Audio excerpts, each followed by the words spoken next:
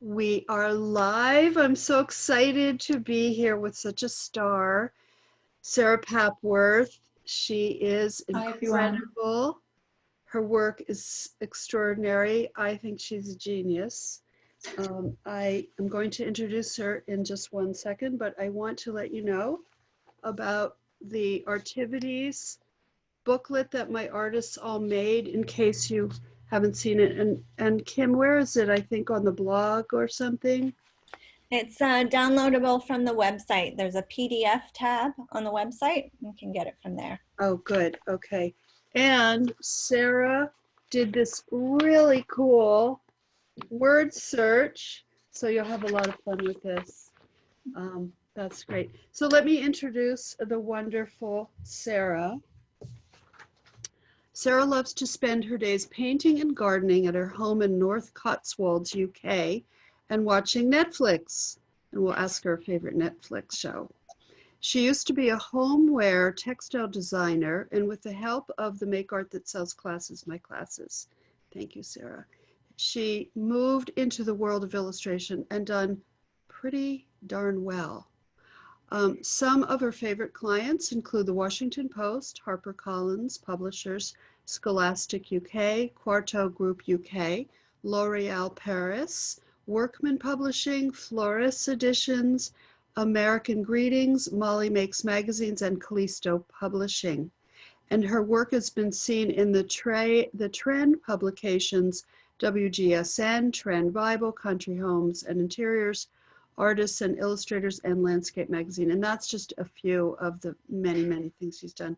Sarah dreams of having a studio by the sea one day, and we all hope that's true. Welcome, welcome, Sarah. Hi, Lilla. Thank you. It's so good to have you. We have so many questions for you. Thank you, everybody, for typing in the chat. It's really fun to see you.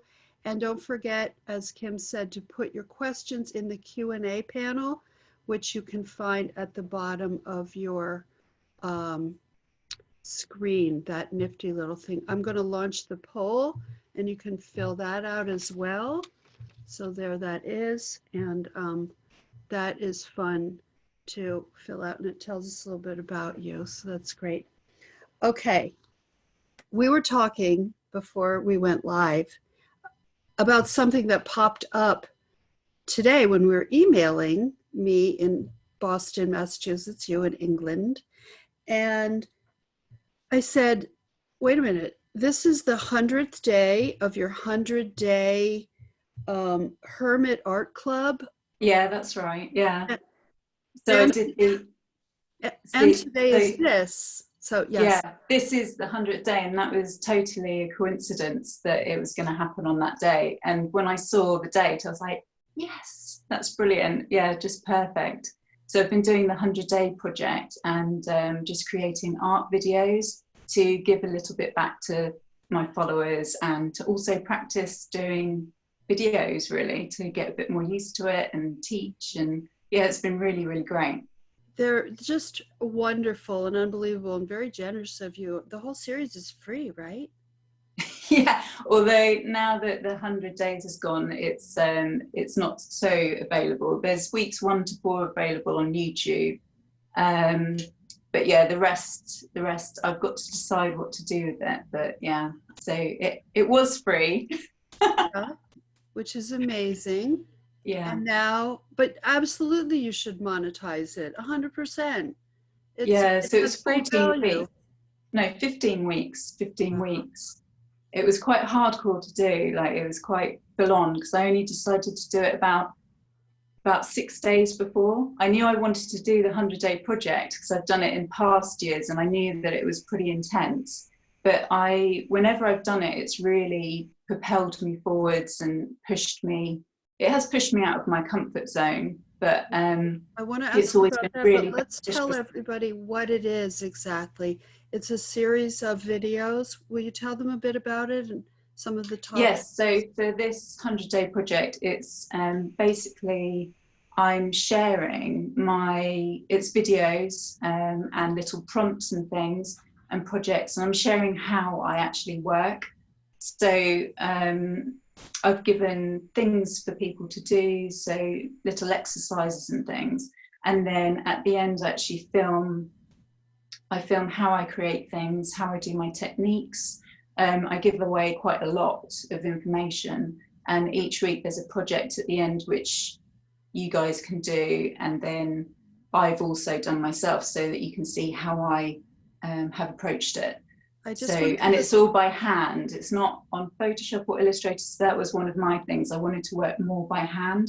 So that did have its challenges for me, because I'm used to sort of doing a bit by hand, scanning it in and using Photoshop, but I wanted to try and keep it all hand painted. So I just want to give some examples. So one is on hand lettering, one is on drawing lettering, creating words, collage, nature gather, paint a scene, people intro, sketching people. So it's just fantastic. It's really, really wonderful. So that is it. Where can people find that, Sarah?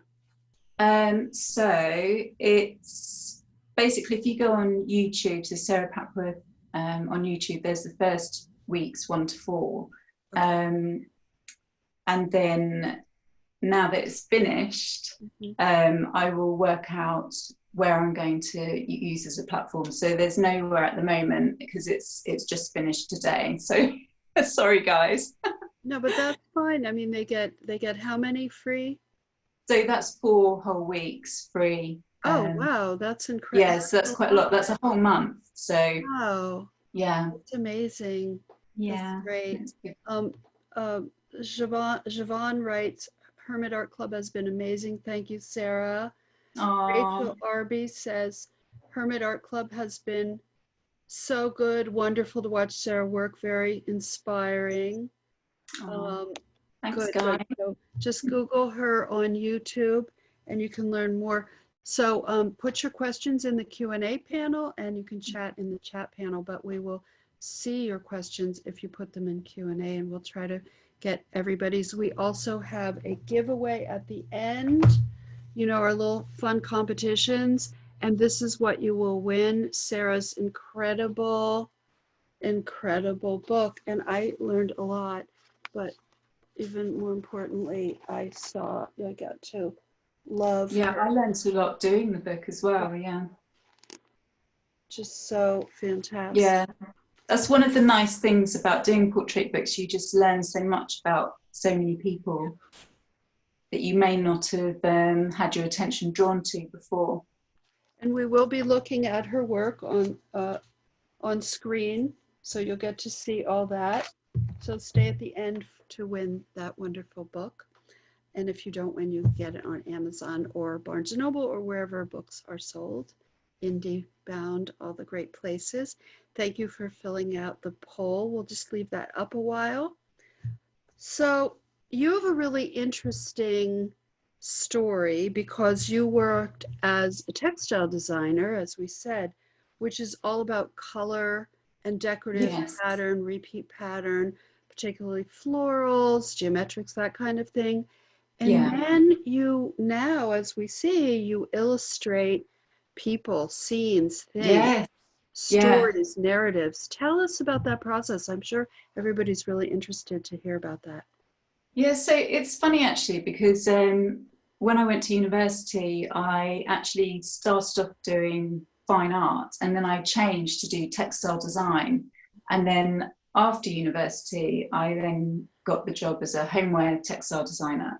And so I still love that. And so when I went freelance, I think it was in 2012, I was continuing doing a lot of homeware textile designs for freelance. And then I discovered the Make Art That Sells courses with you, Lilla.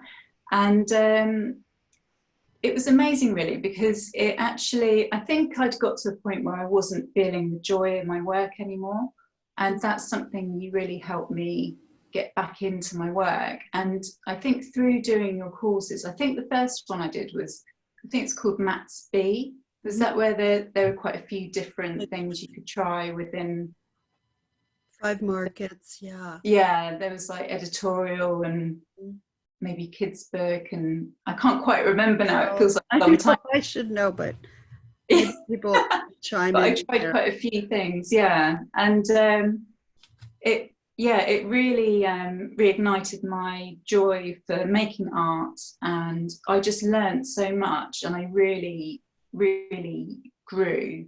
And I knew then that I wanted to do more illustration work. And as I started creating more illustrations through the courses, that's how I actually landed my first illustration job with Quarto. It was completely random. They just, I mean, not completely random, but they just, I didn't email them. They just emailed me out of the blue, because I think they saw my Instagram work, which was all built upon the maths courses, because I learned so much about value and composition, and yeah, so much. And so yeah, then I started doing more illustration work, and it grew and grew and grew. Yeah, how did they hear of? Oh, they saw you on Instagram. Oh, good. Yeah.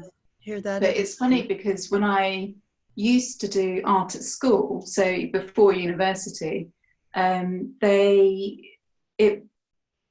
I mainly drew was people. So it's like I've actually sort of gone back to what I enjoyed as a teenager, really, what I really enjoyed doing then. So interesting. yeah, I feel like I've gone sort of a bit full circle. But isn't that the truth, how we just keep really going back? Yeah, it's with our wisdom and our experience, but we keep going back. Yeah, that's so cool. So okay, so then you got the Quarto book. That must have been like a dream come true. Oh yeah, it was amazing. It was really crazy tight deadline, and I was thinking, how am I going to do this? But I knew I had to do it. Well, I wanted to do it, but I just knew I had to make it work, and I did. And yeah, it was pretty crazy. I think it was about, they gave me 4 months to do about 84 illustrations. It was crazy. I probably wouldn't accept that now, but at the time I was like, I'm going to do this. It's a challenge. Oh. I do like a challenge. I do push myself. I probably pushed myself a bit too far that time, but yeah, it was a bit crazy, but I did it. And afterwards, I was so pleased with the work that I'd created. And then to see it in print in a book, it was just amazing. Yeah. Avril O'Reilly says, did you stay up late to finish? Actually, I really paced myself. So it was long days. So some days could have been sort of 8 in the morning to 8 in the evening, but I took regular breaks. Sort of every hour I'd take at least 5 minutes, and then I'd make sure I had a proper lunch, because I knew that I had to last for such a long time. I mean, it wasn't 8 till 8 every single day, but yeah, I made sure I got enough sleep. I was just really focused on the job, so I didn't really do much else. I probably didn't do much socializing or anything, but yeah, I was really focused and just sort of knuckled down and got on with it. Oh, someone wrote, Hot Markets say Bolt Fabric, Home Decor, Children's Books, Wall Art, Gift Markets. Yeah, that's it. And B was Stationery, Baby Apparel, Scrapbooking, Editorial, and Party Paper. Oh yeah, that was the first one I did, yeah. Thank you, I think. Yeah. I've probably done them all. Good, well now. What is, I'm loving everyone hearing you talk about you paced yourself, you built in healthy habits, because I will tell you right now, viewers, if you work till 3 in the morning and don't get your sleep, you cannot sustain a brilliant career like Sarah has. You need to take care of your health, because you need your best brain, you need your best body to be fully alert to do work. Do you find that? I know you do, because you're I couldn't function, I don't think, if I didn't. And even if I don't, for some reason I don't get enough sleep, I'll try and have a nap in the afternoon. I don't do that very often, but I do try and really take care of myself and eat healthy food. It's really important to keep my stamina up. And I mean, I'm not always working jobs like that. I wouldn't do back to back. You'd sort of do a job like that and then have a break. I think I took about 2-month break after that. But yeah, really, really have to pace yourself in a job like that. I don't like doing harm to my body. Yeah, well, you're so wise. It's so important. And You know, when I was an illustrator working full time, I felt like an Olympic athlete. Oh, I've talked about this before, except for the athletic part, but in the sense of completely the same, except for all the athletic part. No, but in that I had to really take care of my physical health, mental health, emotion, everything, to do your best. I mean, that's why your work is amazing and it's beautiful and it always looks, the quality is consistent. You don't, Thank you. it's not iffy. It's not up and down. No, Which well, happens in the beginning for any career, for sure. No, well, I have my moments, but yeah, I'm not probably a bit anymore. of a perfectionist as well, which Mhm. I'm working on that. But yeah, You know, when I I was just thinking today when I was an illustrator and I would do a piece for a magazine. So magazines, let me explain, in the olden days were like Google, Netflix, Hulu, like magazines were the coolest and everybody read magazines and newspapers. And so I would be doing a piece and I would just think, okay, no one is going to read this magazine or buy it, like maybe 3 people. Like I'd have to like do a mind game so I wouldn't freak out that millions of people were looking at it, gonna look at it. Do you do a little mind games or are you pretty confident now? well, when I'm working on a project or Mm-hmm. what, working for a client, do you mean? Yeah, doing a piece and knowing it's going to be like a book on Amazon seen by millions. No, I find that really exciting. What I find scary is things like this being on Right. video.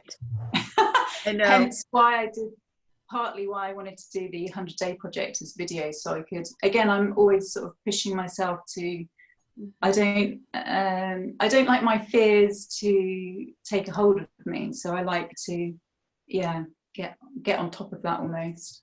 That's so good. Riley says you're so good. You are. You just, it's completely natural. Oh, No, I know it for us as introverts, as an illustrator and as an agent, really, we're behind the scenes people. Yeah, So yeah. we're emailing, you know, we meet with Yeah. clients once now, not as much as the old days, but we're not video people. So I'm really pleased that you've done this. It's great. Yeah. And all No, your it's fun. It's fun. It is fun. But yeah, the nerves are always there to start with. But yeah. Josh Talbot says being an illustrator really is a mental game. I 100% agree. Okay, so that's how you segued to being an illustrator. How do you begin an illustration? So you get the brief from the art director, you get the assignment, it might be text, it might be they just tell you about it. And then what happens next? Okay, so once I have the brief, and generally, sometimes I go back to them and ask for more information because, especially if it's a tight deadline, I want all the information to be there for me just to be able to start and concentrate on drawing, basically. I will always do little thumbnails, probably only about that big, just to sort of get an idea of what the layout will look like. And they're really, really basic. And then once I've done a few of those and think I've got an idea, I might start doing them a bit bigger, again, still really quickly sketching them out. And then when I've got an idea, I'll then go straight to, you know, like an A4. I just draw it out on computer paper. So I'm quite old school, I guess, because I haven't got Procreate or anything, and I don't do it on Photoshop at that point. I like drawing by hand, and I like the marks that the pencil makes and the physical contact. The feeling. And the feeling, and yeah, it's something I'm just more used to, I guess. It's not that I won't ever do a rough on the computer. It's what I go to, really. And then I scan that in and send it to the client, and they go, yay, love it, usually. And then I usually work it up on Photoshop. So and then I input textures and things. Your line drawings in your sketches, do you have an example handy of a sketch? Yes, I do. Oh, good. Although they're the way. So this is actually one of the briefs for the Rainbow Revolutionaries book. So that's actually not. That's the photos that they sent. They gave just to give you an idea. So of they had this sort of thing. And they just said ballet dancer. They gave me a bit of information and said, do him in a pose, a ballet pose. And so I hope you can see this okay, because the way I work is I sort of sketch out in pencil and then I sometimes go over the top with pen. So I rub out you can see I've done his head quite big to get the likeness, and then his body to get the shape. And then it also has like a border page. So in that book, it has a main page and then a border page. So I do them both on separate bits of paper to scale and then scan those in. I've got a few more. So there's bits that I've rubbed out, so it's not completely clear, but you can see how I do my line work. So I sketch it in by pencil. I've got one here actually that's more. Would you just show them the pencil? Yeah, so that's go into pen for the art director. Do you have to go over in pen? No, so I do the pencil for the rough, okay. And that's what I would send the art director as the rough. And then when they give me the go-ahead, I go over the top in pen and I rub out the pencil and then I scan that in and use it in the final illustration. So that's why they're a bit sketchy. I'm not too precious about keeping all my workings because I know that I've scanned it in and I've got it saved. So I mean, it's quite random. All the bits and pieces, right? Yeah. So I scan that in and then I cut them out and then pick them out and then put them on the page where they're meant to go. Let's see if we have. I don't have that book, but I have this book, so we can see an example. This is just to show. Yeah. So I think I've got that one actually. Wow. So yeah, that's the sketch for. Oh, wow! That was magical. I have like for you to show so that with hundreds of pages, and wow, it's tremendous. She's okay. People listening, she's very magical. She's very intuitive. Tell them about the day you won the Global Talent Search for Representation with my studio. What was that? Oh yeah, so it was also my birthday and I just knew that the universe wouldn't be that mean. And I just had a feeling I have to win, surely it's my birthday. And I also did, I think Anka said something about like, positive thinking.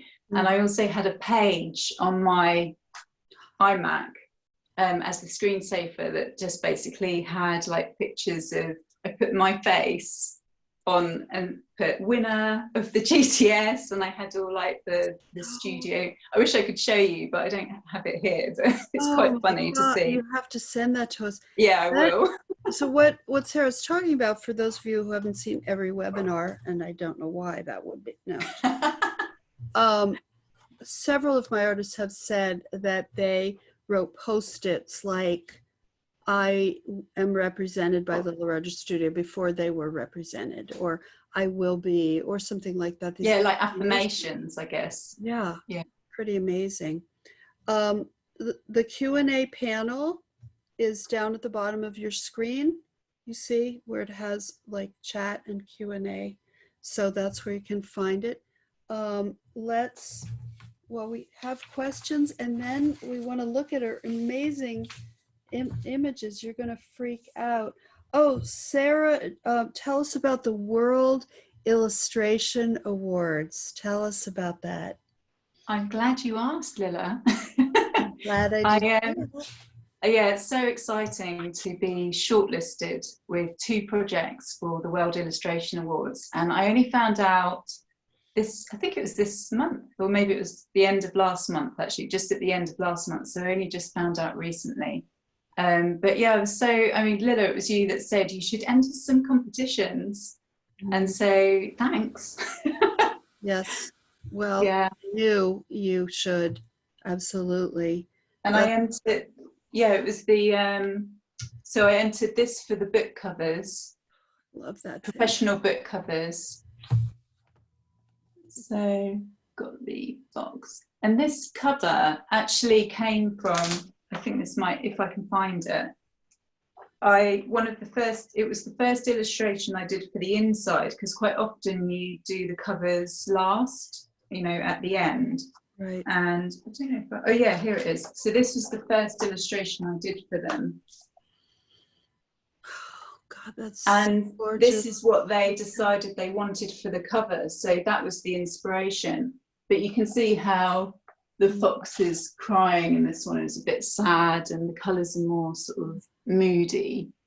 And the inside image is slightly different. So and then the cover, they wanted the fox to be happy and for it to be more a sort of autumnal scene with autumnal colours. So, and I did the border, the leafy border around the outside. So thought that might be interesting to show the difference. So beautiful. Okay, so we have some questions from the peeps. Do you sketch from life? Josh Talbot asks, do you sketch from life? Where do you go to get excited to draw? Is that sketching like from life, as in going outside and drawing? Or just rather than from photos, probably. Oh, right. I'd like to do more of that, and I do that. Mm-hmm. But generally I find with a project that a client has set, there's generally not loads and loads of time. So ideally, if there was something close by and it was linked to a project, I might well do that. But quite often it's photos online or photos from the brief that they've sent. Mm-hmm. Quite often the brief doesn't have enough images, so I have to do my own research. But yeah, I do draw, but that's more personal work from actual, you know, real life. It's often nature and things like that. I'd like to draw more people, but obviously currently it's a little bit hard to be amongst lots of people. Right, right. Why don't we dive in and look at your work? Yeah, great. Okay, let's do that, and we'll answer some questions too. Here we go. Can you see that, Sarah? Yes. Fabulous. Look, this is her beautiful cover and check out her lettering and the joy. You know, I always say people buy your joy. Well, absolutely. Doesn't this make you want to make art? Like you want to make a letter like any of these letters. It's so joyful. It's so free. It's so she's engrossed in her work. It's pretty fabulous. Yeah, so, it's fun. It is fun to create things like that because although you know it's the WebinART banner, but then it gave me a chance to explore with color and shapes, and I always like to try something slightly new. And so yeah, just it's great to be able to create things like that. Okay, and just say next anytime you want to go to the next image. Tell us about the. So there's quite a few now that are from the Rainbow Revolutionaries book, and these are the things I'm showing in the PDF are basically my newest work. So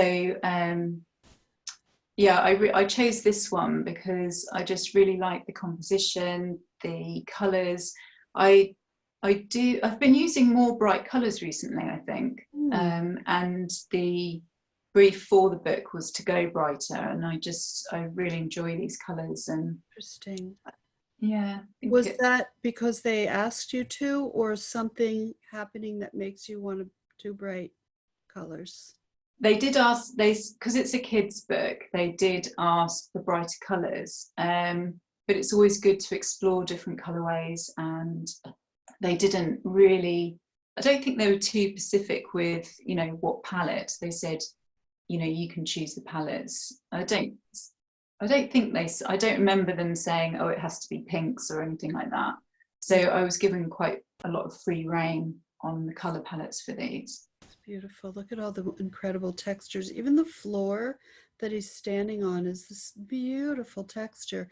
And the texture on the coat on the left with the pink and the deep orangey It's just so beautiful. The hair of the man in the upper left, the textures, everything is so tended to, cared for. Okay. Next. Yes. Yeah, next. So again, this is from the Rainbow Revolutionaries book, and I just really like the composition. This is one of the first ones I did for the book, because generally I think clients quite like to see one or two finished before you go and do the whole book, you know, complete the whole book. And yeah, I just really like the textures I used, and I know it's quite central, but I just really enjoy the way this one turned out, because you don't always know 100% how things are going to turn out. You hope, so true. you hope Right. that it could be nice, but yeah. And one of the most fun things is getting to the point where you've almost finished and you're just tweaking the colors. So the sort of, on Photoshop, that's one of my favorite things to do, is just to tweak the colors until it just sings. Like if it's not quite feeling right, I can spend quite a long time working on the colors until they feel like it's right for me. I love how you did the people in this stadium. Yeah, they're just dots. It's just so fantastic. I love it. And again, look at the texture for the grass. It's wonderful. Okay, let's look at the next one. Oh, the colors. Yeah, just really rich and vibrant. And in this book, I added some sort of glow around some of the people. So I don't know if you can see, but she's glowing a little bit. And that just gives me a lot of joy. Yeah, I totally get that. Look at his shoes on the far left. All the shoes are so fabulous. I love on the far left the man with his black suit and the white outlines, little delicate outlines on the suit. Her fan is just very, very feathery. It does, you know, you stylize, you play, yet you communicate. For example, the feathers of the fan, the sparkly sequence of her dress, you do communicate. So we know what the thing is, but you push it to in an almost abstract way. So yeah. beautiful. And I add in textures, like hand painted textures, and you can't always tell that massively, because sometimes I really make them quite opaque. But yeah, sometimes it's really subtle, but most things do have a texture in it. We have a question from Carol Tyler. When I scan my artwork, she writes, it never looks right. Colors are dull. Do you have any tips for settings, or can you point us to a place to learn about how to scan our art? Well, with these drawings in particular, because they're created on Photoshop, I don't have so much that problem with these. What I do scan in is the textures. So I might do an A4 page of sort of pink dots or something that's like painterly texture, and then I'll scan that in. And yes, scanning in things doesn't always, it hardly ever comes out exactly how it looks. And the best thing to do is to use levels on Photoshop and contrast, and just play around with those and the saturation, hue and saturation, to get it looking how you want it to look. Erin Vanessa writes, hey Sarah, when you do full scene, these are some of your fellow students from, oh well, I think Erin is newer, maybe she wasn't in your day. Hey Sarah, when you do full scenes, do you paint everything individually and then collage piece everything together in Photoshop? If so, how much planning do you do in advance to figure out where everything goes in the composition? That's quite a long question. So I'm trying to, what was the first any part of it that you want? Oh, right. Just, yeah, in an interview, when you're asked a question, you can just answer anything, by the way. Okay, great. So yeah, when I'm creating work on Photoshop for clients, generally it is on Photoshop. and I will paint things separately. If I'm doing a hand painted thing, a lot of my client work is done on Photoshop. But if I'm doing something hand painted, it is best to draw the items separately, scan them in, cut them out, and then put them all together. But saying that, I do use some of my sketchbook work in my portfolio, and that is all done in one go. It's all on one page. And it can be tricky because you have to scan it in, and then, as I said, adjust the levels and the contrast, and and sometimes I need to add little bits on top, because maybe, for example, the really bright colours don't scan in very well, so I need to re-add those in. So I will touch up the originals before I sort of send them out or send them to anyone or add them to my portfolio. Mm-hmm. Well, you do a rough sketch first. You do the whole sketch. So then, oh yes, yes. Puzzle, so that's like your plan, right? Yes, yeah, I always do a rough sketch. It's rare, even if it's just a quick thumbnail, even if it's you know, a personal project that I don't have to sort of worry about how it finishes. I do always do that's how all my ideas start out, as a rough sketch. Mm-hmm. So I do always have a plan. And the good thing about things like Photoshop and using acrylic paints or gouache is that if it goes wrong, you can just paint over the top. And with Photoshop, you know, you can move things around and change them. So yeah, I always start with a plan, but that plan does change sometimes. Not generally for client work, but sometimes if it's a personal thing and it's not working, I'll make changes to that original plan. Okay, let's look at the next image. Oh, so gorgeous. And I just want to show everybody, so we go here, we go here.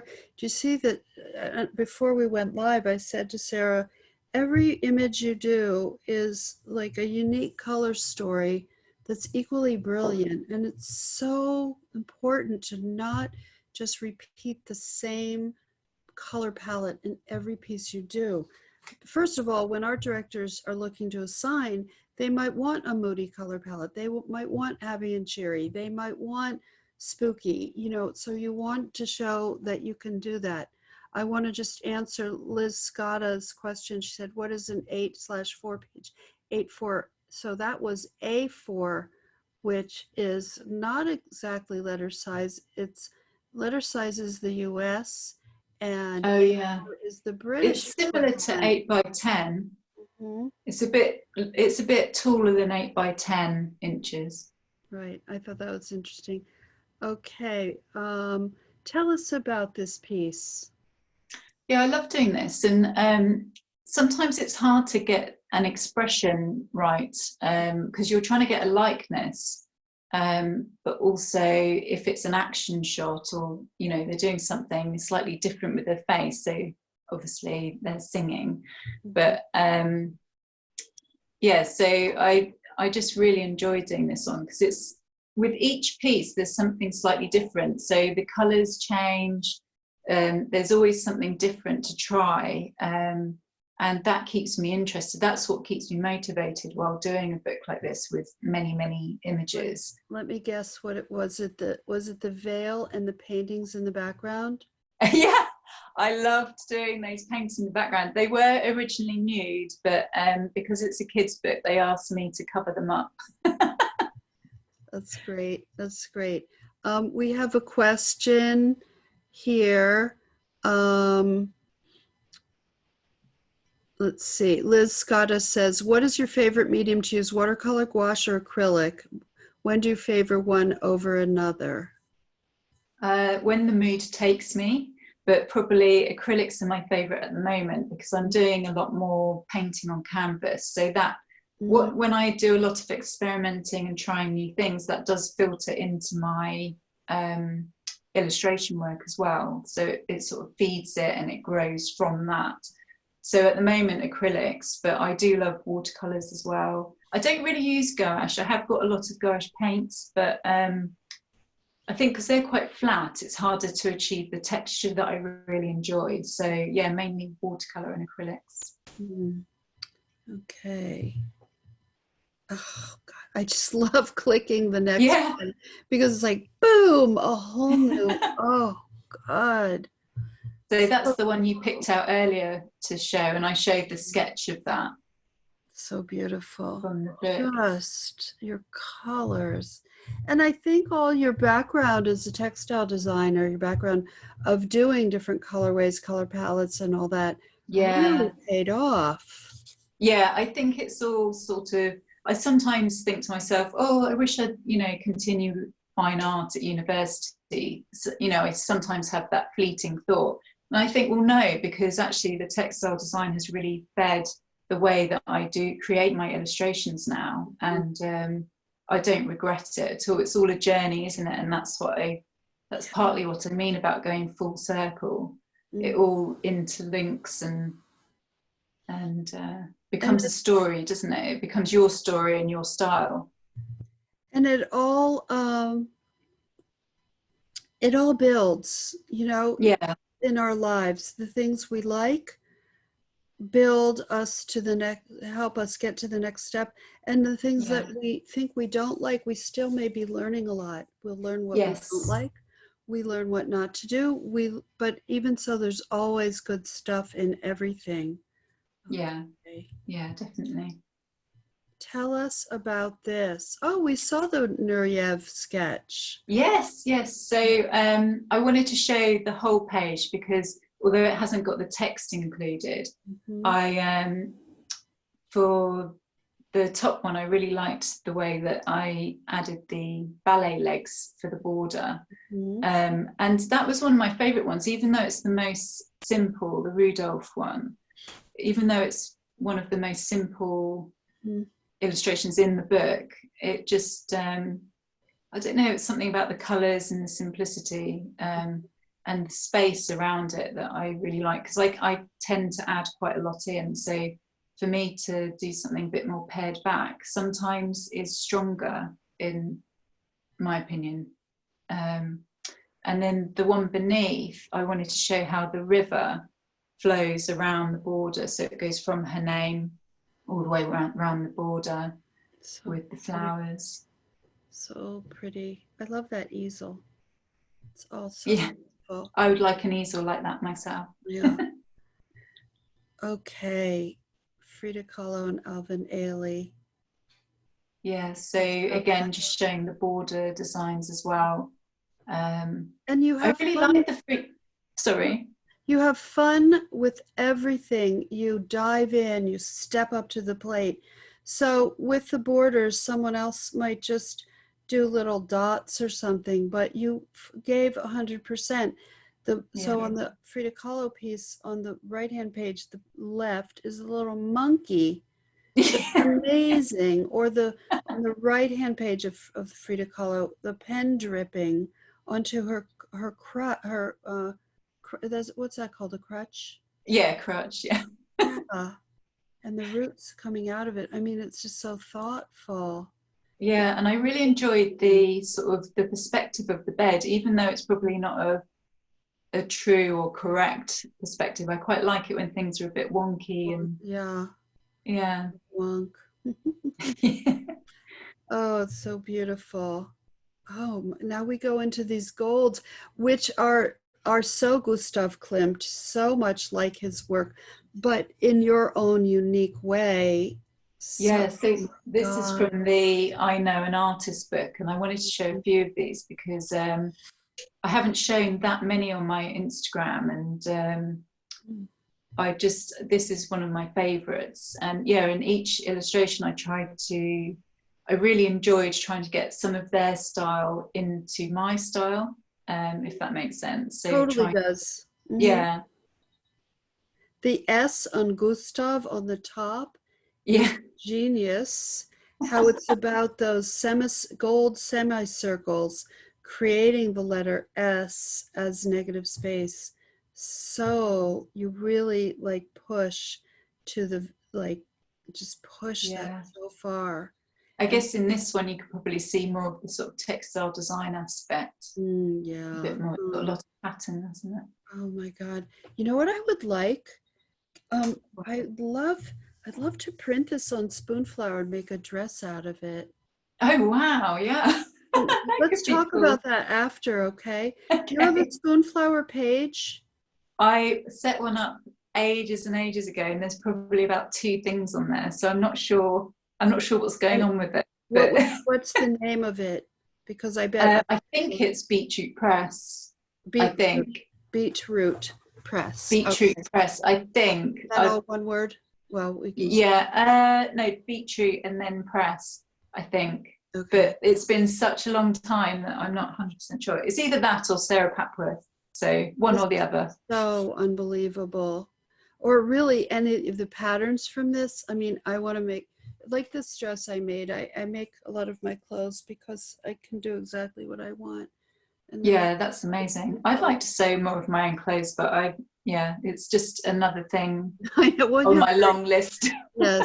Yes. Okay. So anyway, that would be so cool. I love this Utrillo piece. Both. Yeah, it was great to, again, try and include some of his style within my style. And I really love this piece because these colours are the sort of colours that I really enjoy. And I probably wear a lot of this, those are the sort of colours I wear, the blues and the greens. And just sort of making it really sort of smudgy, and the lines on top of it and the texture, I really enjoyed making this piece, so I wanted to share it. So beautiful. Love it.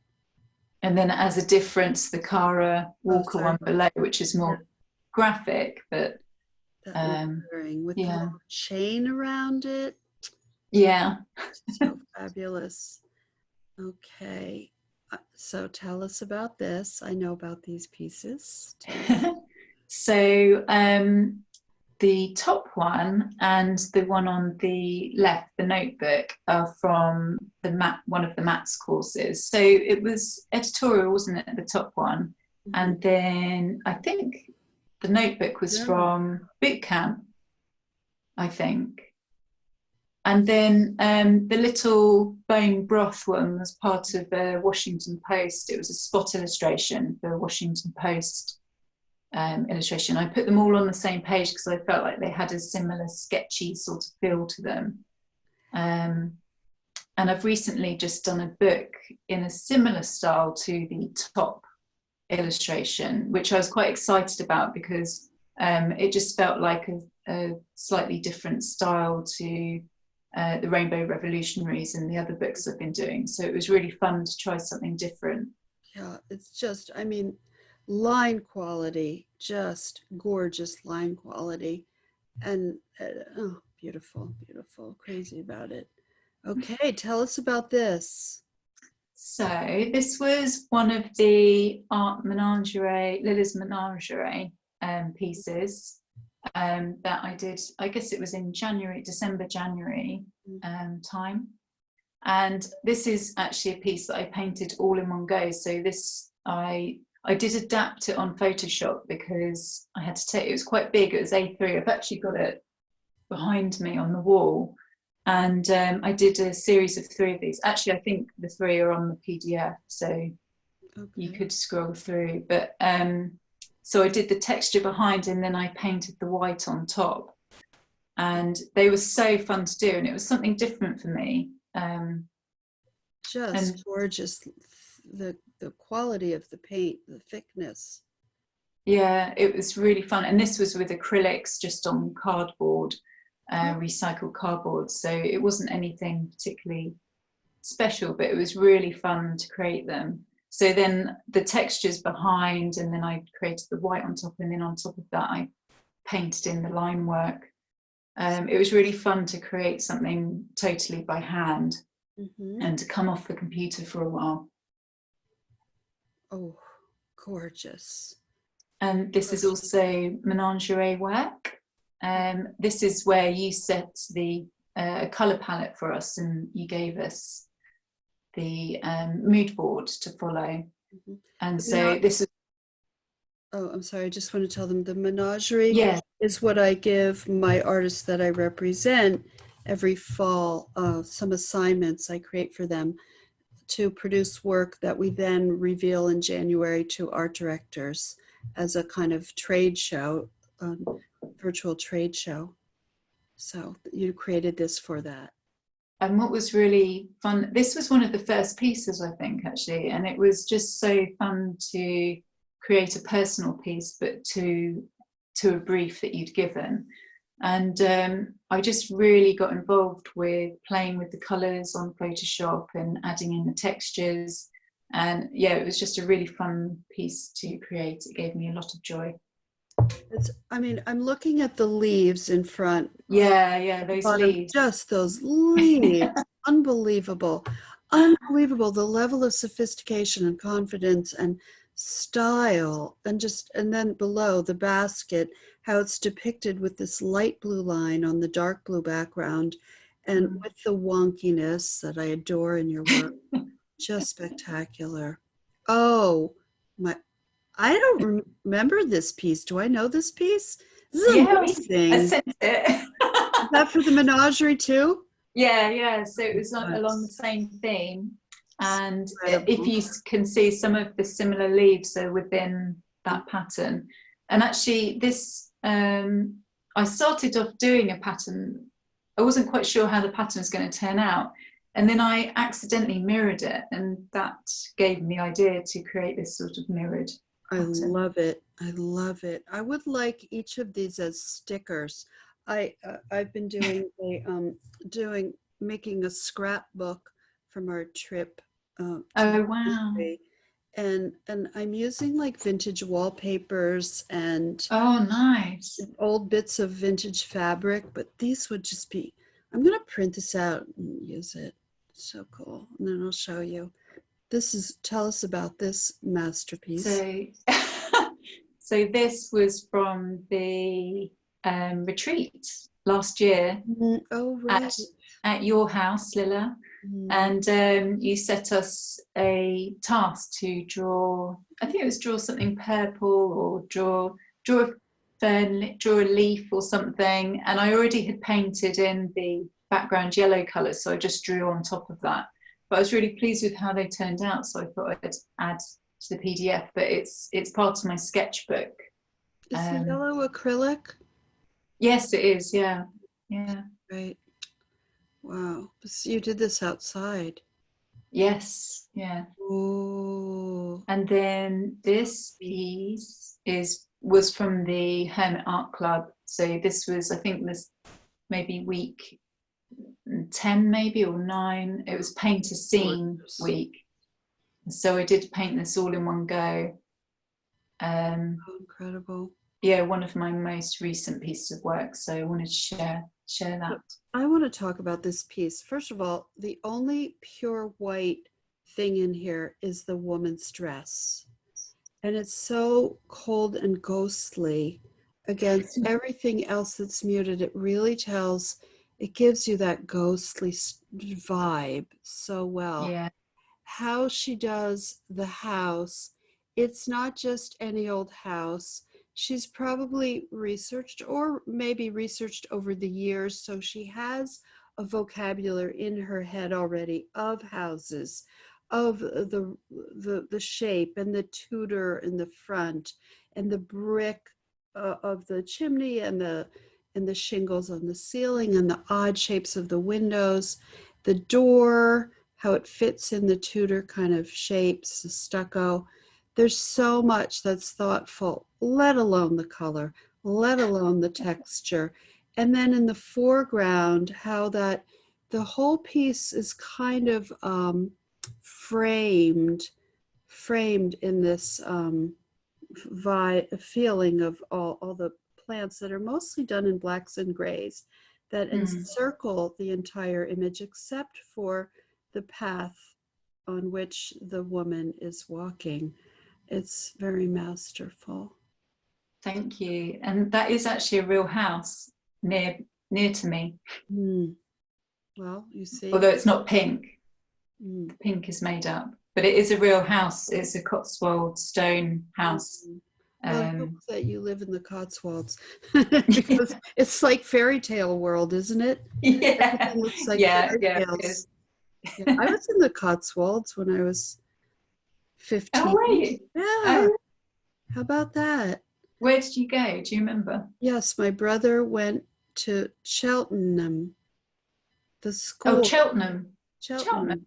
And Yeah, that's only about half an hour from me, drive. Wow. And that was like built in like the 1300s. No, not really. I don't know, but it was just an amazing. Yeah, it could have been. It could have been. Seriously? Yeah, it could have been. Yeah, Well, 13th century. Our pub is a 13th century tavern, I think, and I think the house I'm in at the moment is a 16th century house. It's amazing. From the US. Okay. I haven't seen any ghosts. Oh, yet. Okay. So tell us about this gorgeous piece. So this is another Hermit Art Club piece, and I wanted to show it just because it felt a bit different. It was collagey, feels a bit sketchbooky. It draws on one of the themes for one of the weeks was nature gather. So I asked people to gather things from their garden or just nearby and draw them and create a sort of collagey nature page. And actually, when I was younger, one of my most favourite things to do was to create nature books. And I used to call them things like, I used to do the front cover and it used to be nature rules, and then put an OK with an exclamation mark afterwards. And then inside it would all be about snails and plants and things and leaves. I'd love to see those. This is so inspiring to me for my scrapbook where I am hand lettering and, you know, little bits, but this is stunning. This is the kind of, so I have a photo and then I'll put things around it. Like I said. Lovely. But this sounds amazing. Oh, I wish I could do flowers like the blue flowers on the right you did. That is so beautiful. You can learn a lot from this. Fantastic. And the end of the portfolio. How gorgeous. This is collage, right? This is, yes. So actually, this is a piece from the Menagerie 2 years ago. And I've just taken part of it and to fill in the apple. So yeah, that was a collage original piece, which I've scanned in. And then, the lettering is hand done by pen, but I've scanned that all in and put together on Photoshop. So fantastic. We're going to now go back to us. Sarah, that was, wow, so incredible. Thank you. Look at people's comments. Everybody this is dreamy, and I want to jump in every single piece. I feel like we're in the bushes. Colors, so beautiful. I want first dibs on the piece if you sell it, says Abby Jacobs. Hooray, Hermit Club, says Audrey Zabo. Riley Wilkinson says, wow, it's like a fresco. This is so beautiful, stunning. Wow. Oh my, wow, it's so beautiful. Everyone? Isn't that nice? That's so nice. So I want to just finish before we do the giveaway of her incredible book. It's such an important book right now, too. Such an important book and filled with so many. Look at this. Oh my God. Oh, that was nice, the flipping. So the two final questions. What makes a great art director for you? What's an art director you've worked with that you love? Number one. Well, my favorites are always the ones that are the most friendly, because quite often if you're doing, well, any project, it's good to have a bit of fun. You know, it'd be a nice project when everyone's friendly when you're working on it. But when it's a long project like a book with many pages and you have to spend quite a lot of time together, you want it to be an enjoyable process. So yeah, probably number one, friendly. It's always good if they're organized with a brief and you know, they focus on the all that kind of stuff, the organization, and you can then just focus on the drawing. That's just ideal for me. And what do you mean by they're nice? Give me an example. Well, they're polite, professionally friendly, I guess. So, you know, just, I mean, they don't have to be like, how are you doing today necessarily, but, you know, just polite and friendly in their emails. Sometimes you speak on the phone, but generally it's by email. So it's always good if there's prompt replies. I always try and reply as soon as I can. So it's good not to be kept waiting and things like that, just to keep the project moving and everyone happy, really. But yeah, just friendly and kind, really. Yeah. Just because, yeah, and it's okay to say if, you know, there's something wrong with the rough, or, you know, I'm not saying that. It's but for them to deliver that in a way that's kind or respectful.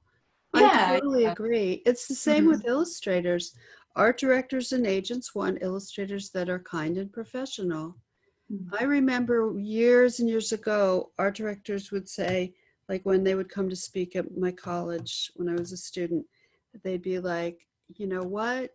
If you're not great to work with, I don't care how fabulous you're as an artist, there's always another artist. Yeah. Right? Yeah, yeah, and I pretend that I do always try and be friendly and, you know. Well, obviously, between that and your great art, it's a winning ticket. And before we do the giveaway, last but not least, what would your dream project be? Well, there's so many things I haven't tried yet, and I always like trying new things. I'd like to do maybe a recipe book, illustrated recipe book, or a deck of cards, or... I want that deck of cards. Art directors, if you're listening, yeah, please, can you do a deck of cards with Sarah? I need those, like affirmation or tarot, and very mystical, like I am. We love all the mystical, intuitive stuff. So please, please, we need those cards. We do. Would you please, also really like manifest that? Just manifest. Yeah, okay. It. Yeah, I'll do. Post it, whatever you do. Please, I need those.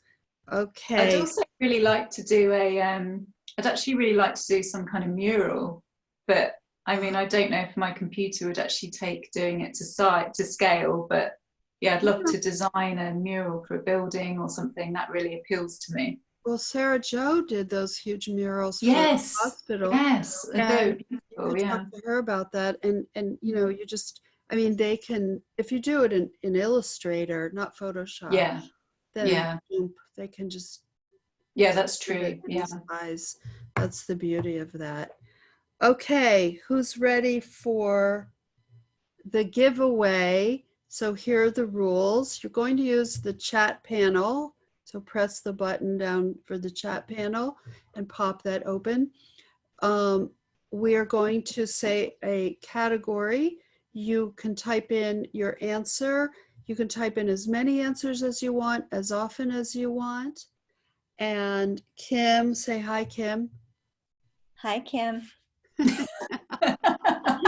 It's in the background, and she is going to look as best as she can because they come so quickly and find the first answer she sees that is correct. And I'm trying really hard not to like blurt out the answer. It's like when you can't say a word, it's just like, I'm so tense right now.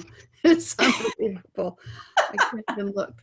Okay, so does everybody have it? And even if you guessed it, but Kim didn't see it and somebody else, it's the first one she sees, and then that person will win the book and we'll send to you. So the category is an animal. Go. All right. Oh my God. Help me out if you see it. Ooh. Wow, it's so fast, isn't it? Oh goodness. It's impossible. Oh my. I can't even tell. Oh, I think I saw it. Wait, stop everybody. Oh my gosh, stop. I think I saw it. Oh, wouldn't that be funny if I was wrong? I saw one. I saw somebody, but it's at the bottom. Oh, yes. Emily Hamilton. The answer was hedgehog. Yay. So well done, Emily. You can email me at kim@lillarogers.com, and we'll organize Sarah's beautiful book to be sent out to you. Thank you. And you can always order it on Amazon and or Barnes & Noble or wherever you like to get your books. That was so wonderful. One last thing. I keep having one last things, but it just occurred to me. Do you have any advice for the illustrators that are watching? Any advice for them? They're like, maybe they're not as far along as you are. They like some encouragement or? Well, I think as you taught me, Lilla, to always follow your joy. It seems like my work is always, when I've got a job or when I've done a project that I'm just personally very pleased with, it's generally comes from something that I love, something I'm inspired by, something I really enjoyed making. So joy is the key, and just keep going, just keep making, because the more you do, the better you get. The more you learn about yourself. It's a wonderful journey to be on, so don't stop. Keep going. So true, so true. And you know what, your work has made me want to make some art. It's just like, wow. I just feel so inspired. I want to mush and make. I want to make art. So, well, thank you so much for your brilliance, your amazingness, and all your awesomeness. And I'm a very lucky agent that I get to represent you. Oh, I need to remind you. Oh, this is proof that it was hedgehog. Not that you don't believe us, but I feel like, I don't know why I do that. The next WebinART. What's that? Thank you so much, Lilla. It's been fun. Oh, thank you. The next WebinART, July 23rd, 12:30 Eastern Time. Julia Christians from Germany, and she is a riot. We're going to have a lot of laughs, and her work is great, and she's very busy with picture books, so that will be wonderful to see. Thank you, everyone, so much for attending and commenting and being so incredibly awesome. And yeah, thanks, everyone. Show you right here. Wait, why is that? So it's back. Oh, here. See this blue tray? You see this blue tray? That's new. Did you notice? Those are all my children's books, and it's like hugely wide. Wow. But I wheeled it in from the living room, became ridiculous. So now that is my children's book pile. And don't forget that my illustrating children's book course that I teach with Zoe begins like in a week and a half, like the last Monday of this month, something like that. Yeah, I'm hoping to join that. Oh, that would be amazing. Hopefully, yeah, I should have time, hopefully. And what I want to tell, so do go to makeartthatsells.com, sign up for that class. It's going to be incredible. But to prepare, please be drawing children. Draw children, all kinds of children, diversity, different kinds of children. Just draw children, because you need to have, you could have a choice of a manuscript with a child, an animal, or a thing. So if you can't draw children, that's okay. You can draw things like Oliver Jeffers with his pencils. So, but anyway, I hope to see you there. Oh, good.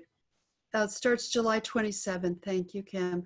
Thank you, everyone. Thank you so much, Sarah, and we will see you next time. Bye, everyone. Bye.